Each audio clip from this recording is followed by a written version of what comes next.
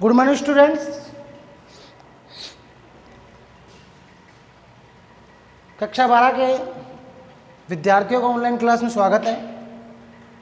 तो मैंने स्वतंत्रता के प्रकारों में प्राकृतिक स्वतंत्रता, व्यक्तिगत स्वतंत्रता और नागरिक स्वतंत्रता के बारे में विस्तृत रूप से विवेचना कर ली थी। अब जो स्वतंत्रता का जो चौथा प्रकार है स्टूडेंट्स, उसका नाम है राजनीतिक स्वतंत्रता।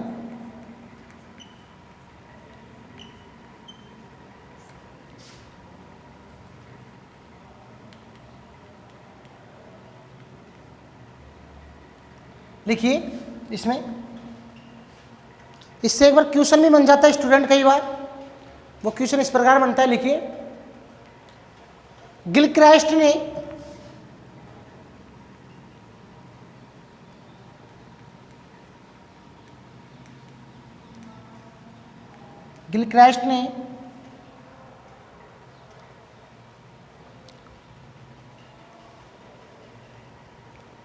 राजनीतिक स्वतंत्रता को गिलक्राइस्ट ने राजनीतिक स्वतंत्रता को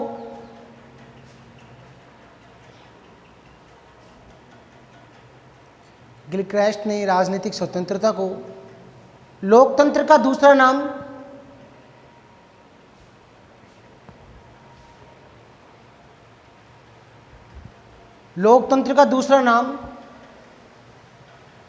या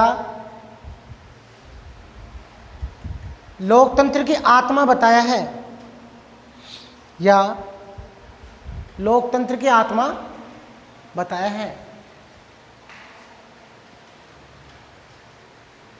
या लोकतंत्र की आत्मा बताया है।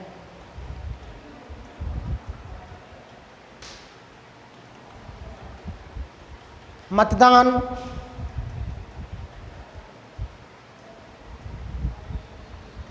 करना,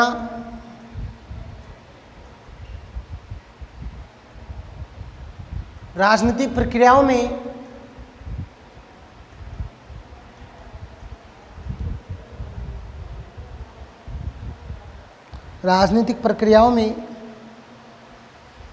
स्वतंत्र रूप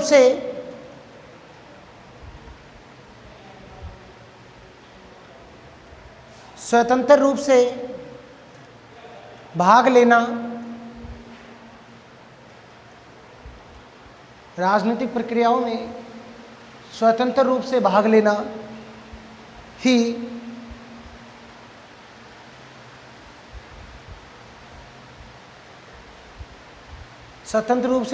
ही राजनीतिक स्वतंत्रता है।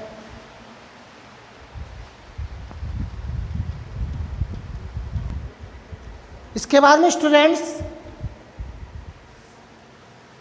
स्वतंत्रता का पांचवा प्रकार है आर्थिक स्वतंत्रता। एग्जाम में कई बार पूछ लेता है स्टूडेंट्स कि स्वतंत्रता के 5 प्रकारों का वर्णन कीजिए, विवेचना कीजिए। आपको करने तो 10 है, लेकिन 5 तो आपको बिल्कुल याद रखने। लिखिए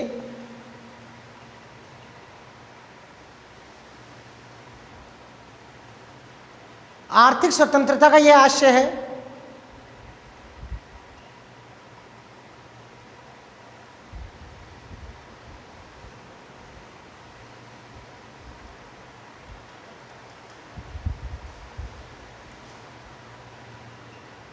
नागरिक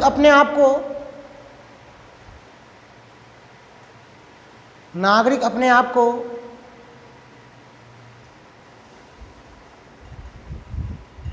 आर्थिक रूप से विकसित करने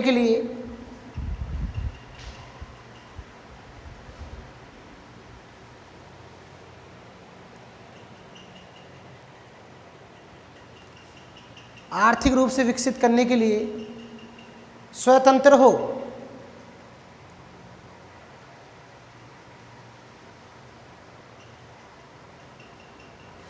इसके बारे में लिखिए स्टूडेंट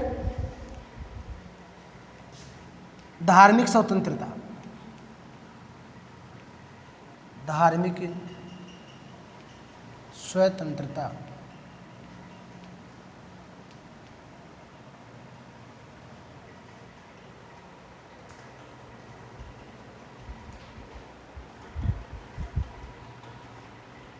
लिखिए, धार्मिक स्वतंत्रता का आशय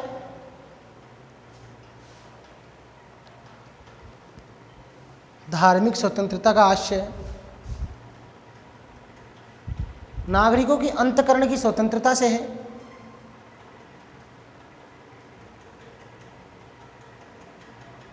नागरिकों की अंतःकरण की स्वतंत्रता से है। धार्मिक स्वतंत्रता का आशय नागरिकों की अंतःकरण की स्वतंत्रता से है।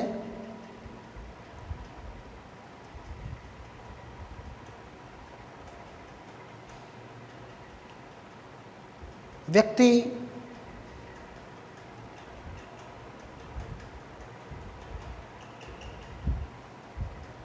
बिना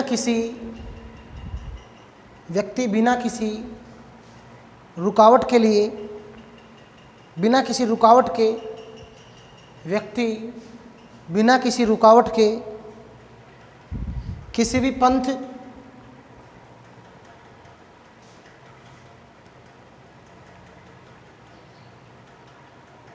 मत या मान्यता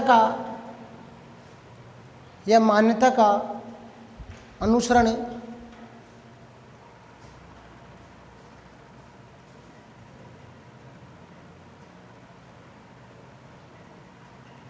कर सके।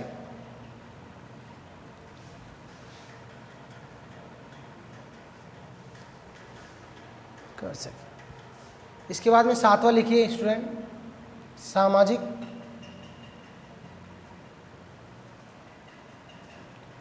स्वतंत्रता। सामाजिक स्वतंत्रता, इसमें लिखिए,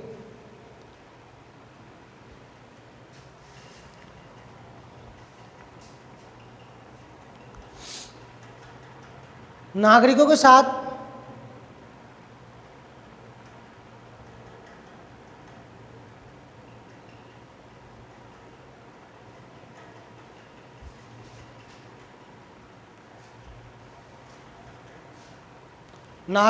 सामाजिक आधार पर कोई भेदभाव न हो।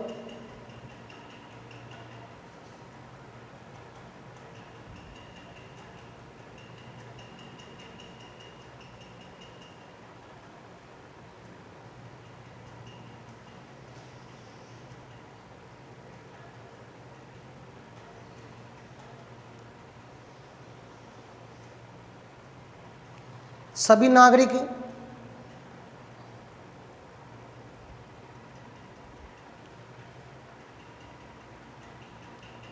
चाहे वे किसी भी धर्म, वर्ण, जाति, लिंग आदि से हो, सभी नागरिक चाहे वह किसी धर्म,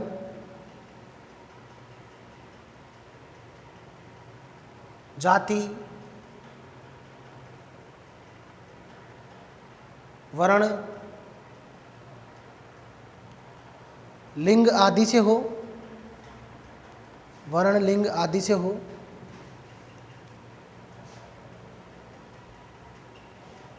वो स्वतंत्र रूप से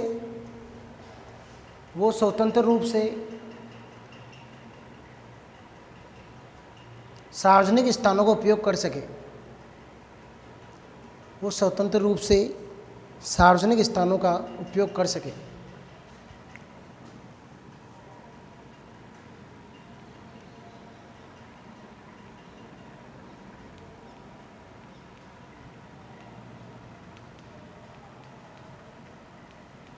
इसके बाद में लिखिए नेक्स्ट, नैतिक स्वतंत्रता।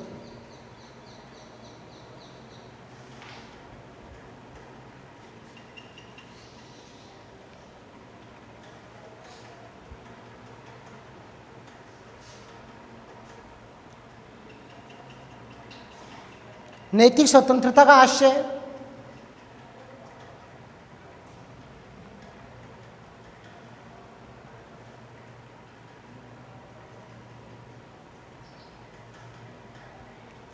नैतिक स्वतंत्रता का आशय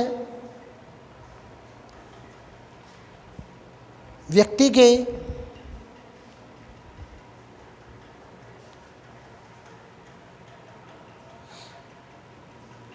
अहिंसा, करुणा और प्रेम से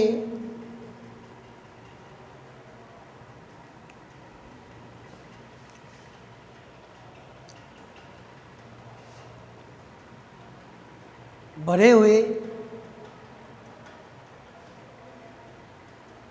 प्रेम से भरे हुए औचित्यपूर्ण व्यवहार से है। प्रेम से भरे हुए औचित्यपूर्ण व्यवहार से है।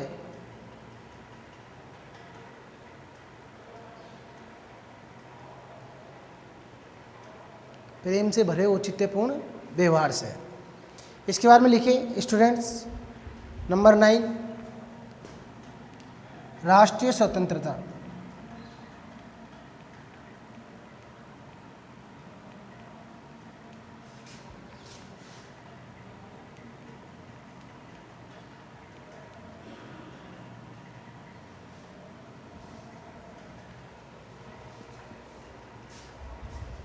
लिखिए, जब कोई राष्ट्र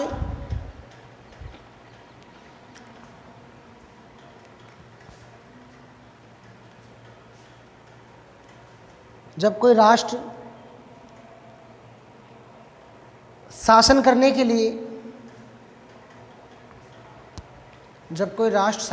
के लिए, स्वयं की शक्ति का प्रयोग करता है, जब कोई राष्ट्र शासन करने के लिए स्वयं की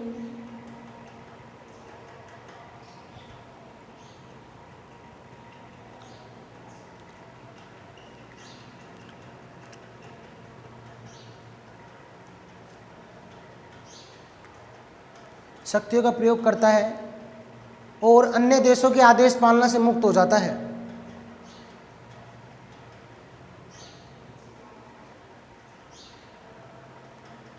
अन्य देशों के आदेश पालना से मुक्त हो जाता है,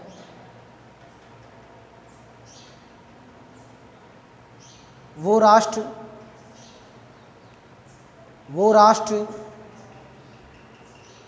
राष्ट्रीय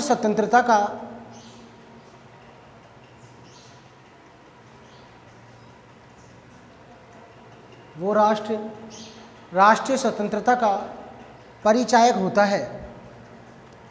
वो राष्ट्र राष्ट्रीय स्वतंत्रता का परिचायक होता है।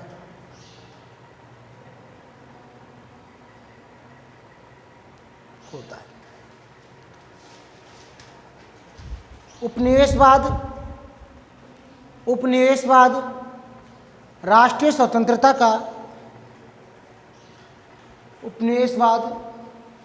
स्वतंत्रता का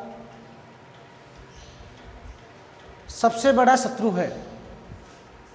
उपनिवेशवाद राष्ट्रीय स्वतंत्रता का सबसे बड़ा शत्रु है। अगर आपसे पूछ लिया जाए कि राष्ट्रीय स्वतंत्रता का सबसे बड़ा शत्रु कौन सा? उपनिवेशवाद का मतलब होता है कोई दूसरा देश किसी अन्य देश को गुलाम बना ले तो उसको उपनिवेश हो जाता है, अर्थात गुलाम। अगर गुलामी हो जाएगी तो राष्ट्रीय स्वतंत्रता कहाँ से आएगी? क्योंकि हमको तो दूसरे देशों के आदेश के अनुसार कार्य करना पड़ेगा। हम किसके गुलाम थे पहले? अंग्रेजों के। हम किसके उपनिवेश थे? अंग्रेजों के। इसके बाद में संवैधानिक स्वतंत्रता।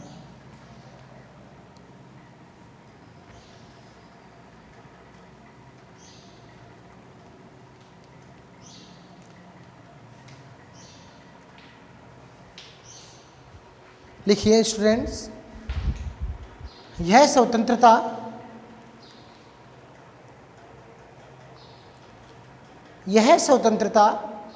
संविधान के द्वारा प्रदान की जाती है। यह स्वतंत्रता संविधान के द्वारा प्रदान की जाती है। यह स्वतंत्रता संविधान के द्वारा प्रदान की जाती है जो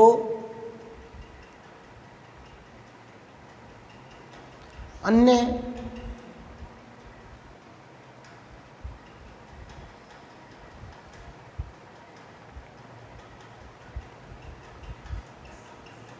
स्वतंत्रताओं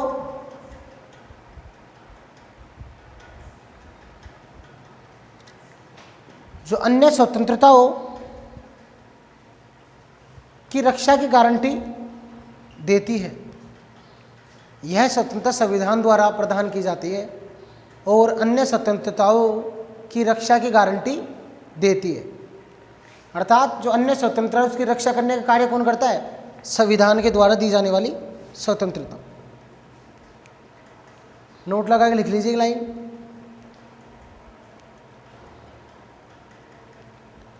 भारतीय संविधान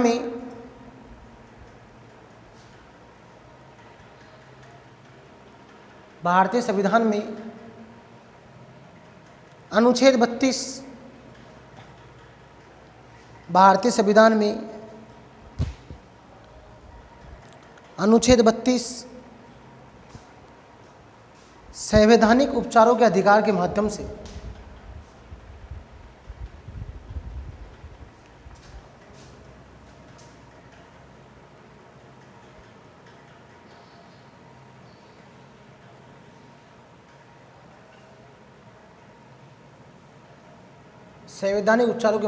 अनुच्छेद 32 संवैधानिक उपचारों के माध्यम से संवैधानिक स्वतंत्रता प्रदान की गई है।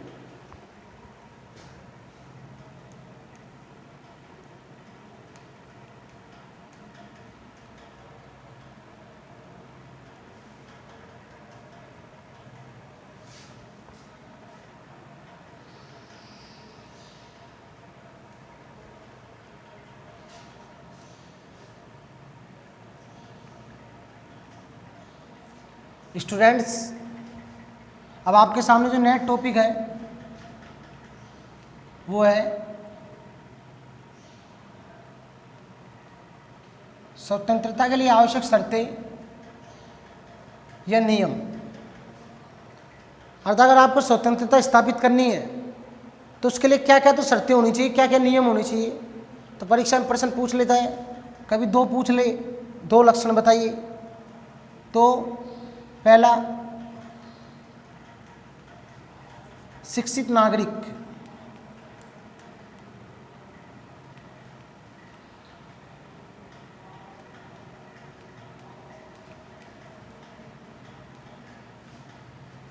दूसरा, निष्पक्ष न्यायपालिका।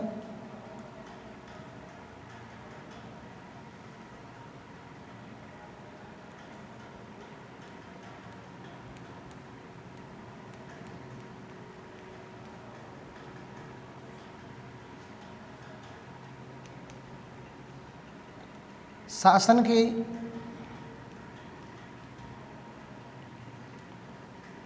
अंगों का आपस में हस्तक्षेप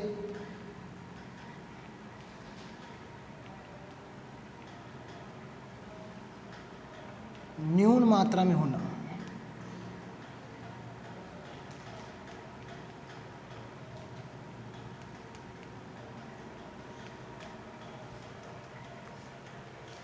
शासन के 3 अंग आपने पढ़ लिए होंगे 11वीं क्लास में, आपके पाठ था बाकायदा शासन के अंग।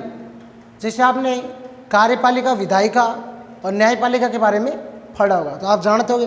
तो इसलिए स्वतंत्रता वहाँ भी बढ़ती है या नागरिकों को मिलती है जहाँ पर शासन के 3 अंग आपस में कम हस्तक्षेप करते हैं। शक्तिपथकरण, तीनों के अलग अलग कार्य होते हैं, आपस में हस्तक्षेप नहीं करते, न्यून मात्रा में जरूरत पड़ने पर।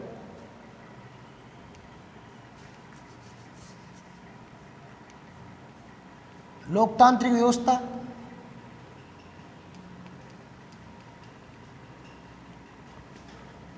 लोकतांत्रिक व्यवस्था के बारे में जानते हो आप।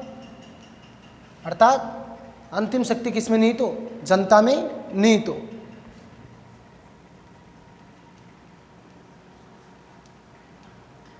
निष्पक्ष शासन,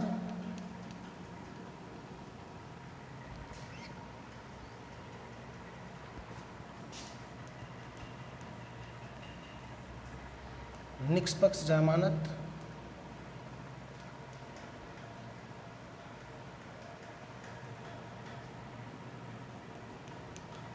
विधि का शासन,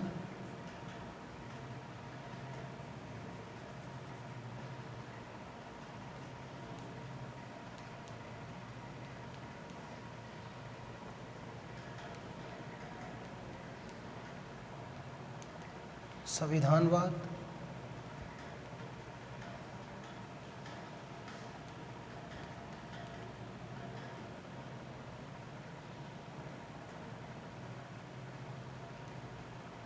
अनुशासित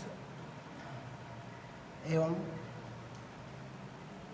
सभ्य वातावरण। ये लोग स्वतंत्रता के लिए आवश्यक शर्तें व नियम है स्टूडेंट्स। कई बार आपसे 4 नंबर का क्वेश्चन भी पूछ लिया जाता है एग्जाम में, तो थोड़ा थोड़ा आप विवेचना करते हैं इसमें से 4 टॉपिकों की कोई सी। शिक्षित नागरिक की, साक्षर नागरिक, सरकार के द्वारा बनाए गए नियम और कानून के बारे में अच्छी तरह समझते हैं और उनकी पालना करते हैं, तो इसलिए स्वतंत्रता किसी में बाधा नहीं पहुंचती। निष्पक्ष न्यायपालिका, न्यायपालिका क्या होनी चाहिए? सभी के लिए समान न्याय करने वाली होनी चाहिए। शासन की आपस में 3 अंग आप बता दोगे, कोई सी आराम से। अनुशासित सभ्य वातावरण, संविधानवाद अर्थात संविधान के अनुसार शासन, विधि का शासन मतलब कानून के समक्ष सभी समान, अनुच्छेद 14 उतार लीजिए इसे।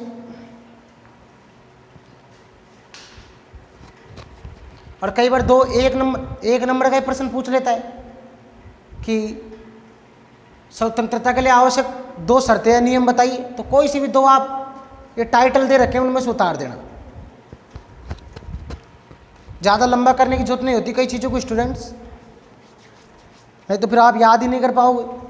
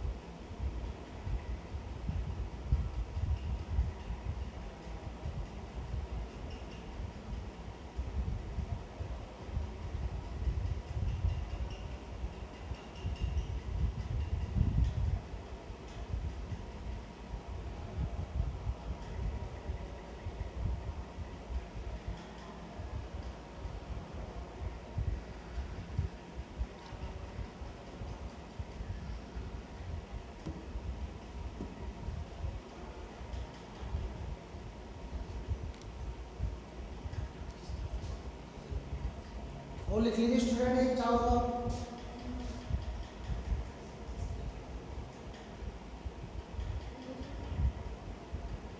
देश की स्वतंत्रता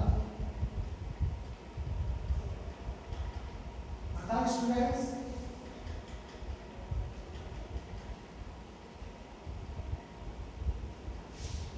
मीडिया पर कोई पाबंदी नहीं होती, मीडिया पर कोई पाबंदी नहीं होती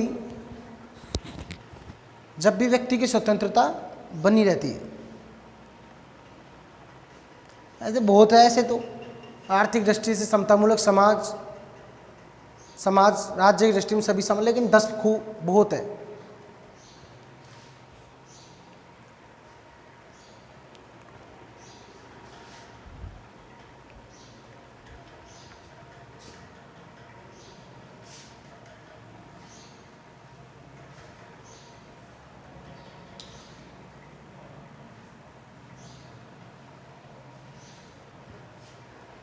इसके बाद में स्टूडेंट नेक्स्ट टॉपिक है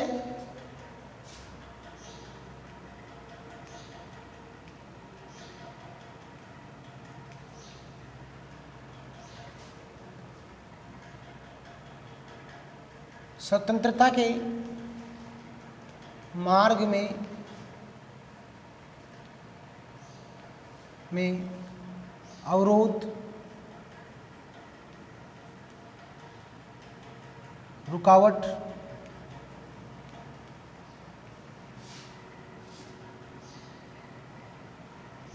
या बाधाएं।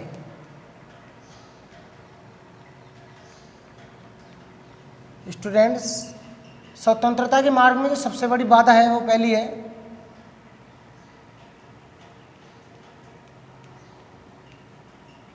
नागरिकों का जागरूक नहीं होना।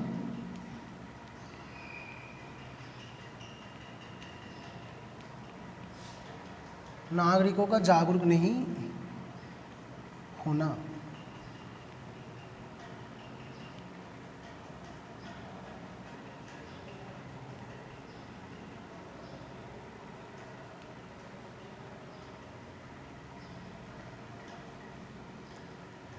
दूसरा, अशिक्षा।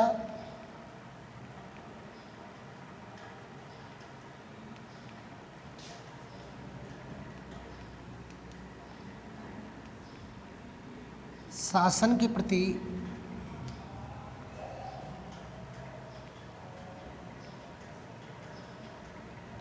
सम्मान का भाव।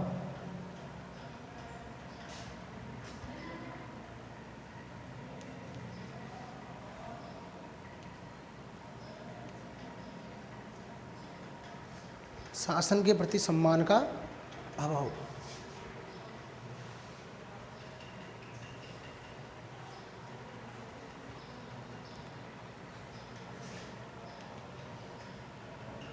शासन के अंगों का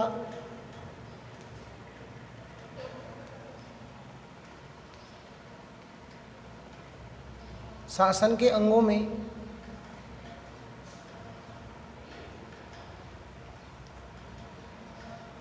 आपस में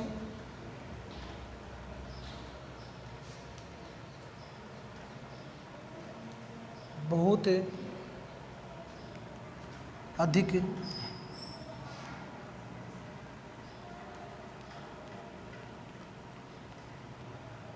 हस्तक्षेप होना।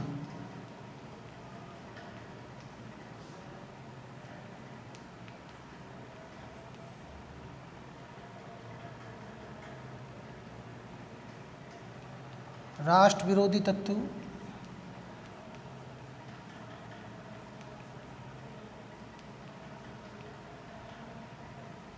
या आतंकवाद।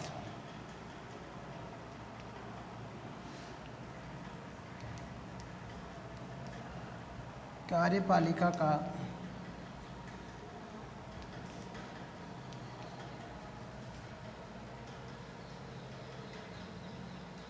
मनमाना व्यवहार।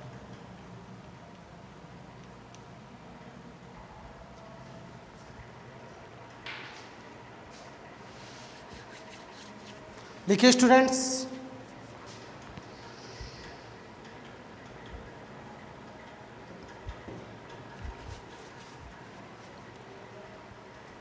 स्वतंत्रता से संबंधित अपनी जो भी बातें थी, स्वतंत्रता क्या होती है, स्वतंत्रता के बारे में, स्वतंत्रता को अगर महत्वपूर्ण माना जाए कि किन बातों से महत्वपूर्ण हो सकती है, तो कुछ इतिहासकारों के कथन हम पढ़ते हैं तो इससे स्पष्ट होता है स्वतंत्रता एक महत्वपूर्ण विचारधारा है, अवधारणा है। लोकतंत्र का बीज है स्वतंत्रता। किसी भी शासन व्यवस्था का मुख्य अंग होती है स्वतंत्रता। एक स्वतंत्र नागरिक ही स्वतंत्र राष्ट्र का संचालन कर सकता है। एक स्वतंत्र शासक ही एक स्वतंत्र राज्य का संचालन कर सकता है। जॉन पैट्रिक ने कहा था कि या तो मुझे स्वतंत्रता दीजिए या मृत्यु, मैं इस गुलामी भरे जीवन में नहीं जी जा सकता। हमारे भारत के स्वतंत्रता संग्राम को पढ़ के देख लीजिए कि लाखों करोड़ों नागरिकों ने अपने प्राण एक स्वतंत्रता के लिए त्याग कर दिए। अंग्रेज़ों के सामने, अंग्रेज़ों के द्वारा उनकी हत्या की गई हजारों लाखों भारतीयों की, जिनमें हम 1857 की स्वतंत्रता क्रांति, जलियांवाला बाग हत्याकांड, ऐसे आंदोलन, सविनय अवज्ञा आंदोलन, बहुत से आंदोलन पढ़ते हैं जिनमें हजारों भारतीय नागरिकों ने अपनी जान गंवाई, जिसमें खुदीराम बोस, भगत सिंह, सुखदेव, चंद्रशेखर आज़ाद, ऐसे महान क्रांतिकारियों का हम नाम पढ़ते हैं तो जब जाके हमें पता चलता है कि उन्होंने स्वतंत्रता के लिए कितना संघर्ष किया और स्वतंत्रता कितनी महत्वपूर्ण है, तो उन्होंने अपने जीवन को अर्पण कर दिया। और बाल गंगाधर तिलक ने कहा कि स्वतंत्रता हमारा जन्मसिद्ध अधिकार है, हम इसे लेकर रहेंगे। राजनीतिक विचारक रीची ने कहा है कि जीवन जीने के अधिकार के बाद स्वतंत्रता का अधिकार सबसे महत्वपूर्ण है। अगर आप पिंजरे में बंद पक्षी को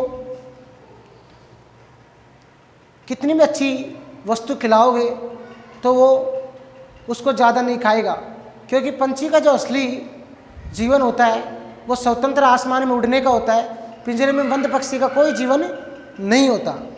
तो स्टूडेंट्स, बाकी की जो बातें हैं, समानता के बारे में जितनी बातें हैं, चर्चा है, कल हम पूर्ण रूप से इसे कंप्लीट करेंगे और नेक्स्ट क्लास में फिर यूनिट सेकंड का भी शुभारंभ करेंगे।